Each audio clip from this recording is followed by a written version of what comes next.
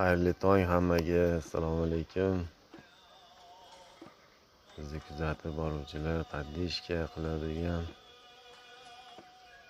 obunachilar. Bugun 2-iyun, yozning 2-kuni. Xudo xolasa. Mana bloklarimiz Xudo xolasa yoniga qo'yishni boshlaymiz bugun. Blokda raqobat kuchli, juda ham sifatlariga e'tibor berib qo'ymasak bo'lmaydi.